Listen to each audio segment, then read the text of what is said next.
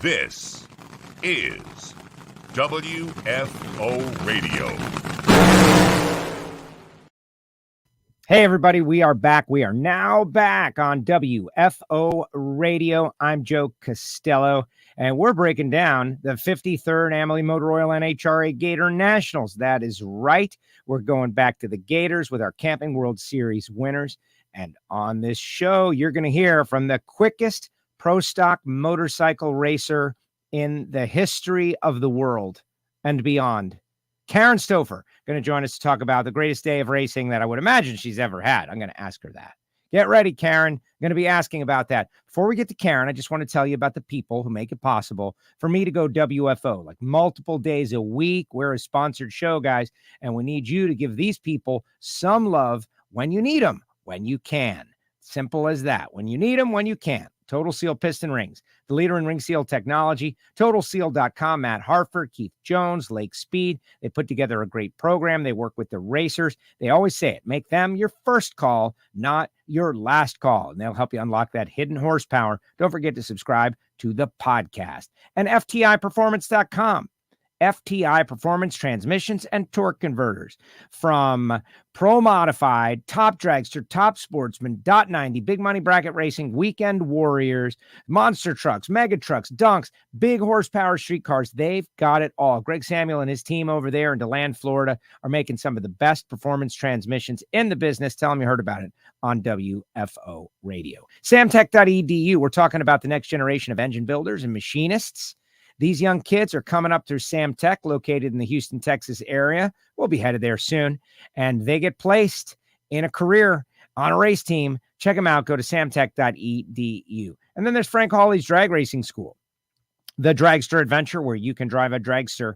Think about it. Showing up to the track with nothing but the clothes on your back and leaving with the experience of a lifetime. FrankHawley.com. And then there's my buddy, Marvin Rodak, roasting up that coffee, fresh per your order.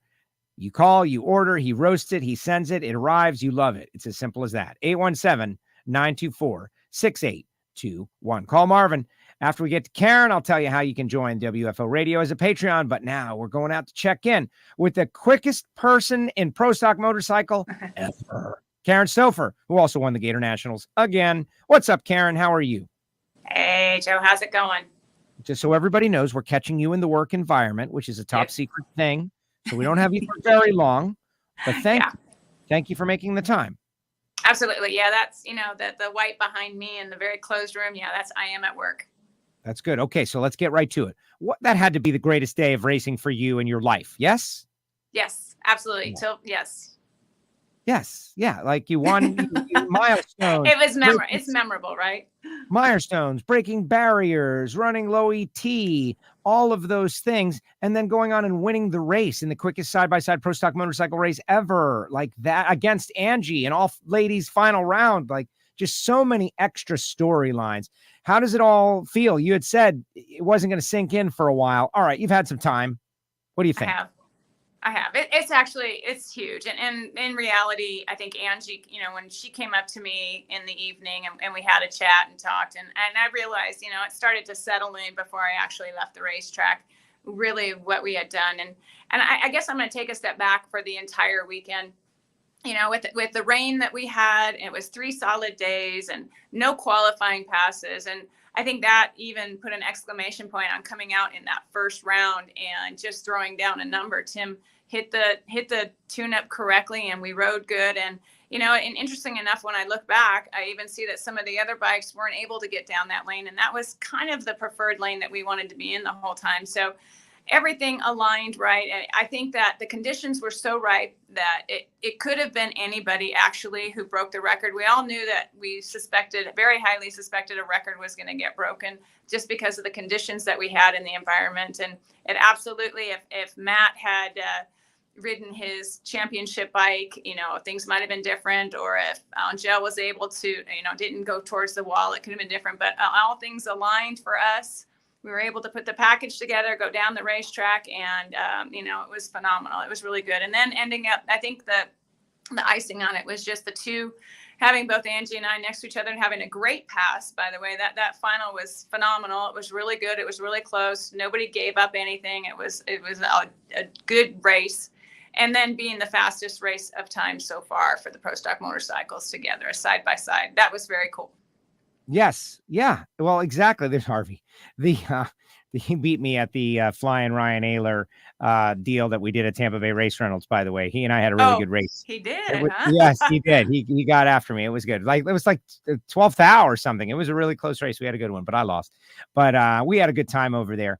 But you ran Jerry, you ran Eddie, you went through everybody. Jimmy Underdahl, who Matt Smith had said was going to have a very quick and fast bike. It was just about getting laps. But the fact that you were able to do it and just nail it right off the trailer, you know, maybe there's something to that, but Kalungian is super smart. So just kind of walk us through your race day and the feeling of, like, I'm wondering, are you having the feeling of, all right, Trip Tatum said, I just don't want to mess this up at the start of the day. Cause he knew he had a really fast bike. You guys didn't even, get to go down the track. So what was your mindset about making the most of this? It was no different for me. Tim, maybe in the back of his mind, he was thinking record, fast conditions and all that. But for me, it's really every time. I am so fortunate to ride that war bike that they've put together, that every time I go down the racetrack, all I focus on is doing my job. If I do my job and Tim has done his job and Harvey and Keith have done theirs, then it's going to put down a good number. And the fortunate thing is I've had a lot of passes on it, from last year. The last 3 races, we had 12, runs on it and good runs. And so I felt very, very comfortable. I didn't have to worry about me doing anything funny. I just said, let's just ride. And it's like a Sunday drive. It was very comfortable. And let Tim do all the worrying about what number's going to pop up on the board. Because all I got to do is focus on that pass and that bike and turning on that wind light. So I was very, very comfortable the whole day. It was a little different, I think, just because we hadn't had any qualifying. But from a rider's perspective, I was very comfortable, and I just wanted to go out, and I enjoyed riding it. The good thing is everybody asked me, did it feel fast? When it goes fast, it's really very, very smooth. And so it's fun when it's smooth and fast. So I was just having a good time riding the bike. I was very fortunate. That is great. And whatever, you set the record, you're first to the 60s. You told us in the media center you'd never had a milestone like that, because you came in at a time when milestones were still happening, but you didn't get one. Here much later. The 660 milestone might be one of the, I don't know if we're going to make it to the 650s. Then again, you're halfway there already. So who knows? Yeah, I did. I mean, that was the first thing. I wasn't the first in the 6-second club. I wasn't the first at the 200 milestone. I wasn't the first female to win a race or anything. There was a lot of firsts for a lot of things in NHRA racing and pro stock motorcycles. And I maybe attained them later, but I certainly wasn't the first one to do it. So I think that's the thing that was really predominant in my mind on that first run against Jimmy, that we were able to do that. And that was the first thing I thought of was, wow, that's huge. Because I've always thought, well, I'll get there one day, or I'm always second or third, and that's okay. I'm okay with it. But to be first was surprising to me and very happy. It was, first of all, you got Ray Skillman on board. You got big St. Charles, right? It was great. And the cool thing was, Bill was at the race for Ray Skillman Auto Group. Bill was racing in the factory shootout class. And so he was with us. He was actually racing when we took that picture. And so he wasn't able to be in the picture. But we were just talking before I think it was before the first or second round. We were just back there talking about it. And we were glad that we were coming on board again. And we did this year. It was a decision point last year if we were going to race this year or not. And so we were talking about that. And of course, Brad from Big St. Charles. He's awesome. He's very excited. They're based obviously by St. Louis, and he was really excited for us and making sure he paid attention to all the passes. And of course, Jim Baldwin with Suzuki Extended Protection. He's there on premises. He's with, helping out the Scrappers program. So it was very nice to be able to have most of the sponsors there, and if not very glued into what we're doing, especially with all the decision we were making last season coming into this season. Well, Jim is a cool guy too. So you made these final rounds at the end of last year. And then, I don't know, during the media center interview, you kind of alluded to the fact that maybe you had considered stepping away running part-time. You had till January 1st to secure the war bike, which the way you said it made it feel like that is, and it is, a Colungian and Jerry, their second bike, right? Like it's a coveted opportunity. And you waited till December 31st to really put the deal came together, and you made the call and you got the bike, and now all this happened. But that's cutting it close, kind of an interesting off-season story. Yeah, it was. There was a lot of things going on. We had actually planned on that being our last year, or I should say. And, just there were other things going on in life and in the racing life and in my career life and things that we were, just had to consider.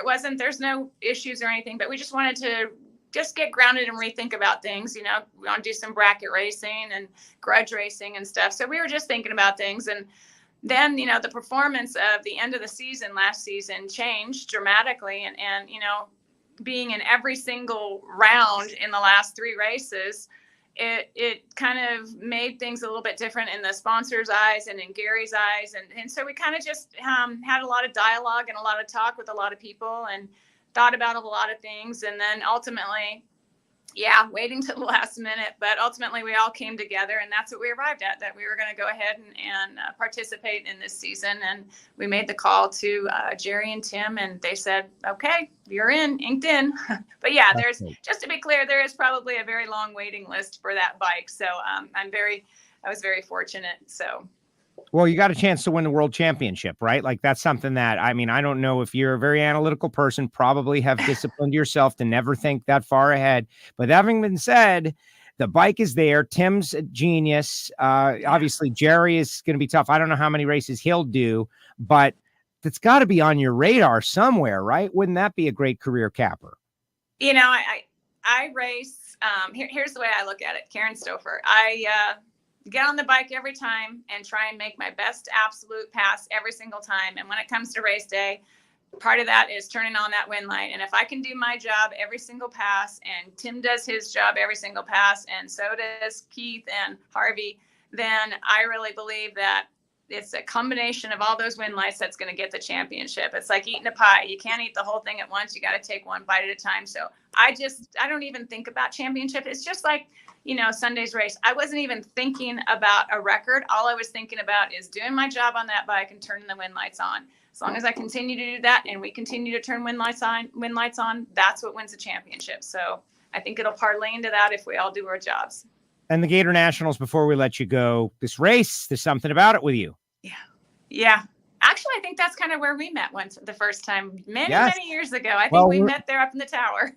Phil DeMont-Mullen. Remember, my great friend Phil DeMont-Mullen, who I know from Miami, was here. Hi, Phil. Well, Phil's definitely watching. If you got something to say, Phil, now's the time. But because he still follows, you're like the drag racer that he follows on a pretty regular basis. He's doing great, works at a university in Carolina somewhere, doing a lot of great stuff. But that was a great time, right? And we met each other, and you had won, and you just have a thing at Gainesville. Yeah, Gainesville. It's kind of like I said before, it's my second home. Doug and Debbie Johnson, when we had the Geico deal, they live out there. So we spent a lot of time in Florida. We did a lot of testing there. I feel comfortable at that racetrack. It's normal weather. It's a nice, comfortable weather. It was a little different this year, but it's comfortable. A lot of people around there, I know, just because we were there a lot with the Geico team and Doug and Debbie. So I just kind of feel at home. I know I say the West Coast and Division 7 racetracks are my first home, but that really does feel very, very comfortable to me. And I think that's part of it. The people are great. It's also, I think another reason why it feels so good is it's kicking off the new season.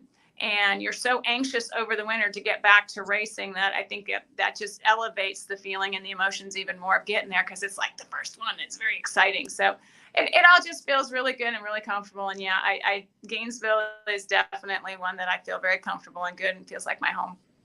Awesome. It is kind of Karen, well, it is kind of your home. Well, and when you put that stamp on a track, you know how to do it, and you've done it before, and you've got fans that remember when you won, and I'm sure they're coming up saying, man, I was here when you won. And there's just a different energy when you're at a track that you've won at. Yeah, I agree. Exactly. All right. We're going to let you go back to work because you're doing very Thank important you. stuff. And this is, it's important, but not as important. All right, Karen, thank you. Thank you very much. And we all know it was Gary, motivating things behind the scenes. He can't not be out there racing with us. Come on, Gary Stoffer. We need this guy. Yeah, he's going to be out there. It's just, again, I'm going to be out there. I'm always going to be out there in some capacity. I'm a fan of NHRA Drag Racing and all of association drag racing and bracket racing. So I'll always be affiliated, maybe just not with my leg over 100% of the time, but definitely I'll always be part of it. It's in the blood. It is, isn't it? In the blood. Exactly. Yes. All right, Karen, back to Verk. Thank you so much. I really appreciate you. Congratulations. I was honored to be there. I was there for 300 miles an hour. I was there for 270. And now I was there for the first 660 motorcycle. That's another personal milestone. Thank you for that. Thank you. And thanks for having me. All right, Karen, take care. Be good. There she goes. Karen Stoffer with us here on WFO Radio, and she's going back to work. And I appreciate Karen for making the time. And it was seeing that 660 come up on the board. That's what drag racing is all about. You've got to have these milestones. You got to have them. I saw 260. I saw Bernstein and Amato break 260. It was a big deal. I saw Garlitz break 270. And you go to the Gatornationals every year, you're going to see milestones. And remember, we were talking about the track and the track surface and how they prepped it and they changed it a couple of years ago, and that Gainesville record setting was back. And the answer is, yep. Brittany 337, Caps 336, which is hum, by the way. Nobody's even talking about that. The Caps went 336. That's fast, man. Erica going 213 and a half, which is like top speed of the fuel injection era. There were so many records and track records.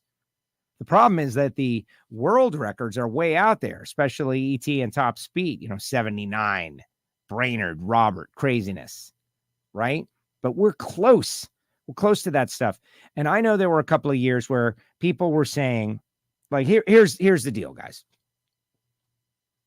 Milestones are as much a part of drag racing as winning.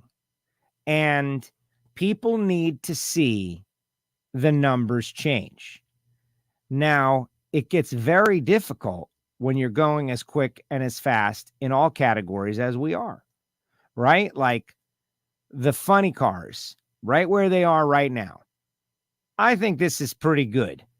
And to touch the 70s when things are amazing.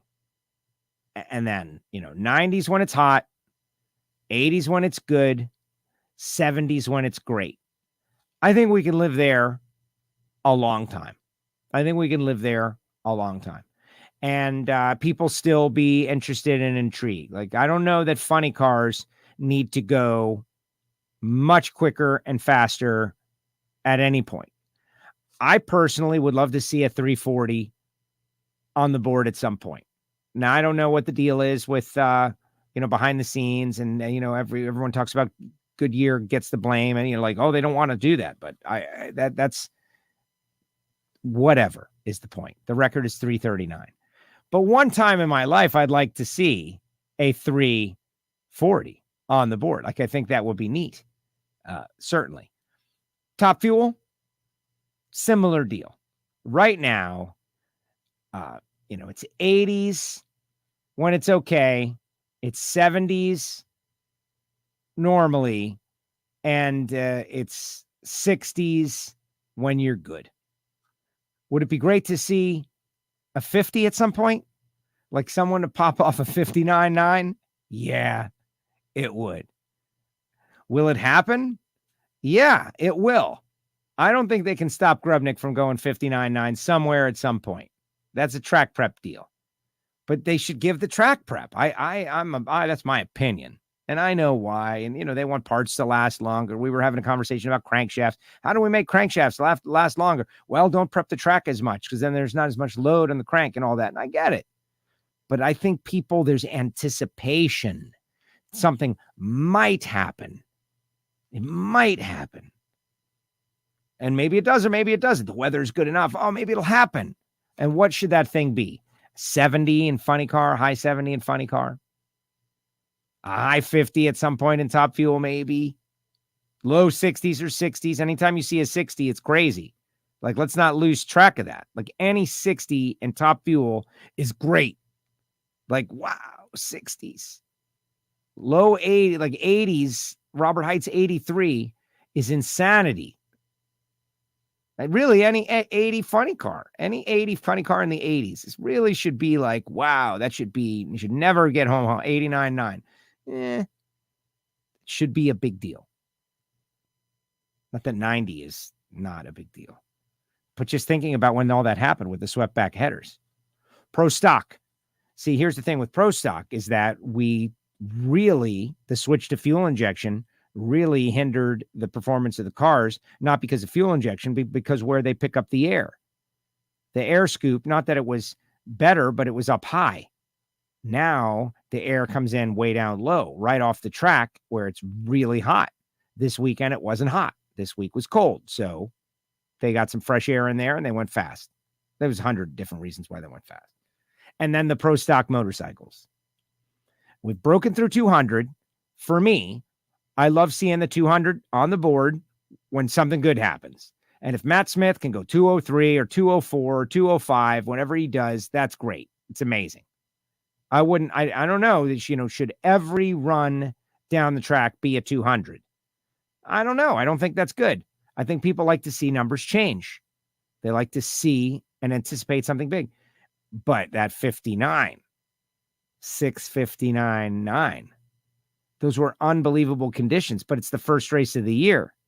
When we get to the Auto Club finals, I don't know. I guess it depends. We'll have to talk to the Matt Smiths and the Eddie Krawicks and the Tim Kalungians to see what's possible out there. But it would be nice if on a great epic run somewhere, we could get some low 60s, high 50s in pro stock motorcycle, because that's not even quick by, there's a lot of bikes out there that run quicker than that. Those turbo bikes and stuff like that, they run quicker. Anyway, just a thought. You can always email me your thoughts, joe@wforadio.com. And you're probably wondering, Joe, why aren't you talking to all the fans out there? Well, the answer is, you should know this by now.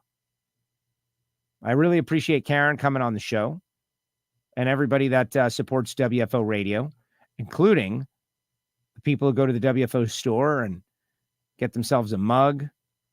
Jay Seelig was telling me he's wearing his Wide F and Open t-shirt, and everyone's asking him, what's that mean? And he tells them about the podcast and tells them all about everything, which is great. Way to go, Jay. Way to go. WFO swag, man. That's what it's all about. You're rocking the merch. Everybody's WFO out there in the WFO universe. It's good stuff. But it only happens because of these people. It only happens because of Marvin Rodak. And a Rodak understands that you might want some coffee and you might try Rodak's. And it's great. It's so much better than vacuum-packed grocery store garbage. It's a different level. And there's a whole experience. You can get to call Marvin, 817-924-6821. And there's Frank Hawley's Drag Racing School, where you can drive a dragster, where you can get your license, where you can go be a part of Frank Hawley's and spend the day with him, making 3 runs down the racetrack. Samtech.edu. Can't wait to get down to Houston for what might be the final race. It's going to be great. That's where Samtech is located. Brian Massengill, Linda Massengill, Judson Massengill, and the team. They created a school, and they're educating the future. And maybe you want to get into this field, then you should give them a call. Then, of course, there's Total Seal Piston Rings, the leader in ring seal technology. New episodes of Hidden Horsepower coming out soon. Hidden Horsepower. Check them out. And FTIperformance.com. Whether you are a .90 racer, whether you are a big money bracket racer, if you don't already know about FTI and why they're better, that's why I'm doing this. Win the U.S. Nationals, like Troy Williams Jr., the Million, all these big money races, all these guys with the big horsepower cars, Pro Mod, top dragster, top sportsman.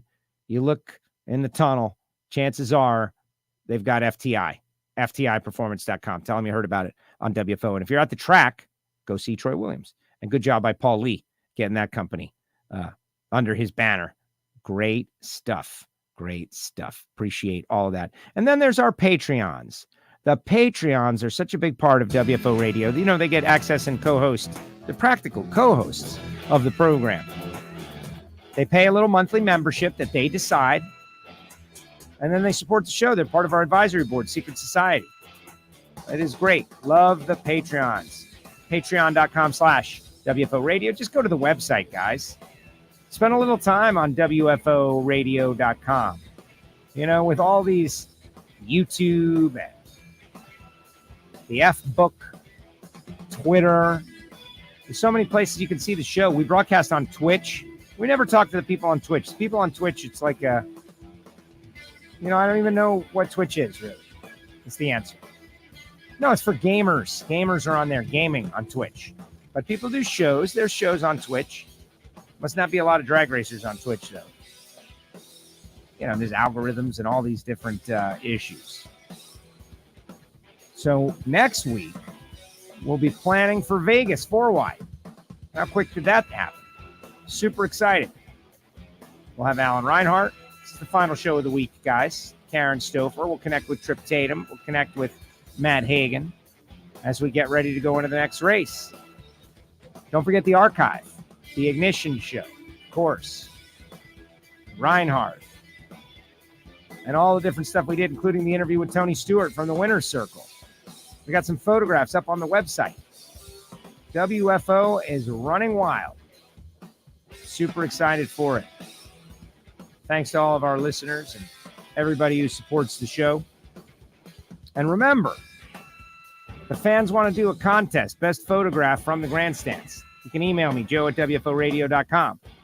And I want to do classic drag racing t-shirts. So we got a lot going on over the course of the year, whether it would be the meetup in the U.S. Nationals or Vegas 2, we got it going on. Like Karen Stoffer does, first into the 660s, wins the Gatornationals. Thank you, Karen. Later, guys. WFO.